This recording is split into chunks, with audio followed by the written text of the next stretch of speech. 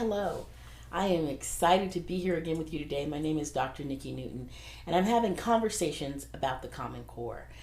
Today I am here with Dr. Kimberly Mayfield Lynch, who is one of the leading experts on trying to understand how to use the new Math Common Core with students with learning disabilities.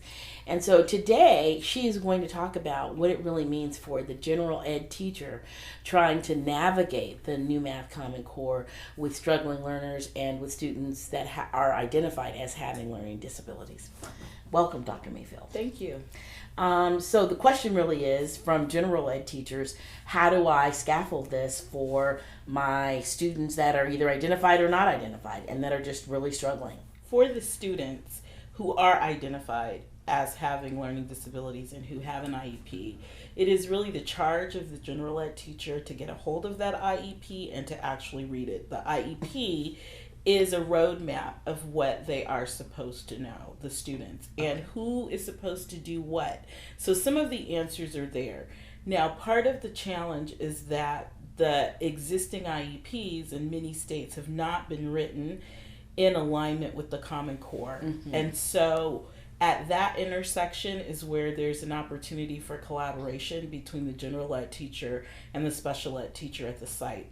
If the collaboration doesn't happen, of course, it doesn't let anybody off the hook. The students still need to be held to the standards of the Common Core.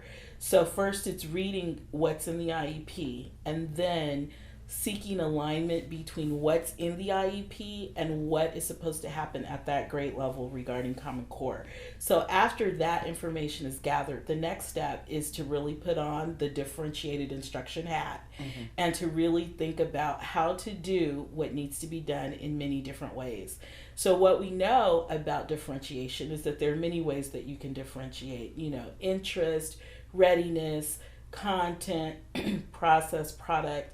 Common Core does not want you to differentiate in content.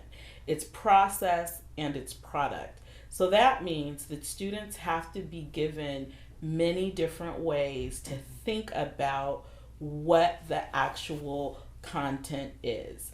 And so general ed teachers can look at how students should be processing, I think, by looking at the progression through grade level by domain and standard and Common Core. So looking at, if I'm a third grade teacher and I'm teaching a geometry lesson and I know that I have SPED students, I need to look at what should students know in kinder, first and second around geometry and align what I'm going to do to scaffold to what they should have gotten. Because what we know now is that since Common Core is new, there are going to be gaps in learning for all students, but particularly for the students who have learning disabilities. So it is being in the mindset to differentiate regarding process and then product, because the product creation is in alignment with universal design for learning, that students have multiple opportunities to demonstrate what they've learned and multiple opportunities to learn it, having the supports in the classroom. So one of the supports could be collaborative teaching with another peer, and it could also be collaboration and support through a paraeducator. And so the way I think about that is that general ed teachers can have stations in their classrooms. And so that special ed teacher could be at a station and the general ed teacher could be at a station. And so there are two places where students are getting a low teacher-student ratio to really make sure that the students are getting the strategies and the teachers are prompting and asking the right questions to do the diagnosis to figure out what they need to do for the students.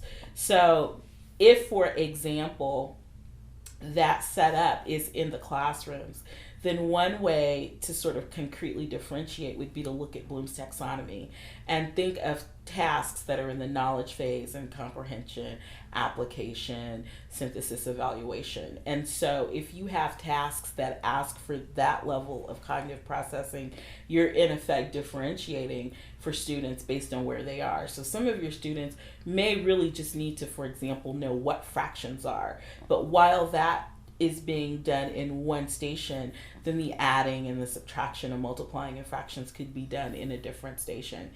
The gift of that is that students can move through, some can get exposure and some could go deeper. And so even though we're talking about students who have learning disabilities, the flip side of that are students who have gifts and talents. And so the challenge for teachers is really addressing all the needs, keeping the rigor across ability, and also keeping students engaged across ability. Okay. Thank you so much for talking about that.